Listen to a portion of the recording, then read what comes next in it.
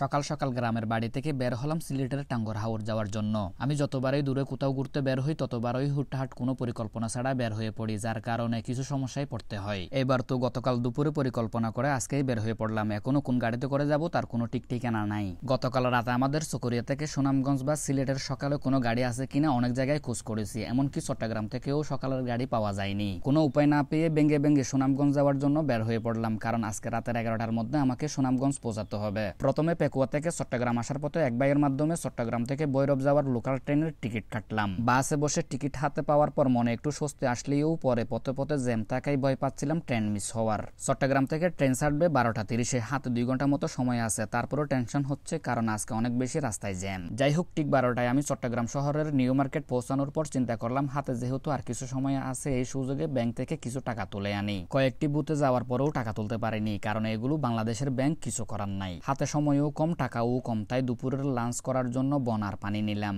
এরপর চট্টগ্রাম রেল স্টেশনের ভিতরে ঢুকে ট্রেন খুঁজে ট্রেনের ভিতরে ঢুকলাম। ভিতরে ঢুকে দেখি আমার সিটে আরেকজন, তার হাতেও টিকিট আছে, কিন্তু সেটা অন্য সিটের ছিল। আমি একটু টেনশনে ছিলাম, তাই টিকিটটা যে অন্য সিটের সেটা বুঝতে পারিনি। পরে অবশ্য টিটিএ এসে চেক করে দেখে যে টিকিটটা আমার পিছনের সিটের। এরপর আমার ট্রেন যাত্রা শুরু হয় এবং আমি বাহিরের এমন সুন্দর দৃশ্য উপভোগ করতে লাগলাম। আর মনে মনে চিন্তা করতেছিলাম ঠিক টাইমে পৌঁছাতে পারবো কিনা। নতুন শহরে যাচ্ছি, তাই একটু টেনশন হচ্ছে। যাত্রাপথে ব্রাহ্মণবাড়িয়া স্টেশনে ছাদের উপরে জড়ের মধ্যে ভিজতে থাকা মানুষগুলোকে দেখে খুব মায়া হলো, অথচ একটু আগে বৃষ্টি আসাতে অনেক খুশি হয়েছিলাম। 5টা 15-তে ট্রেন ভৈরবে এসে পৌঁছালে ট্রেন থেকে নেমে একটা ইজি বাইকে করে সাবেক রাষ্ট্রপতি জিল্লুর রহমানের বাড়ির সামনে দিয়ে ভৈরব বাজারে আসলাম। ভৈরব বাজার থেকে সিলেটের বাস পাওয়া যায়, তবে সেগুলো লোকাল বাস, তাই আবার বাইকে করে আশুগঞ্জ গিয়ে ডাইরেক্ট বাসে করে যাওয়ার সিদ্ধান্ত নিলাম। এটা সম্ভবত মেঘনা নদী, যেটার মাঝখানে এই দ্বীপটি আমার নজর কেটেছে। বাস কাউন্টারে এসে 600 টাকা দিয়ে সুনামগঞ্জের টিকিট কাটলাম। বাস ছাড়বে আরো 1 ঘন্টা পরে, তাই দুপুরের খাবারটা খাওয়ার চিন্তা করেছিলাম, কিন্তু এই জায়গায় খাবারের দাম অনেক বেশি, তাই ভাত না খেয়ে অন্য কিছু খাওয়ার চিন্তা করলাম।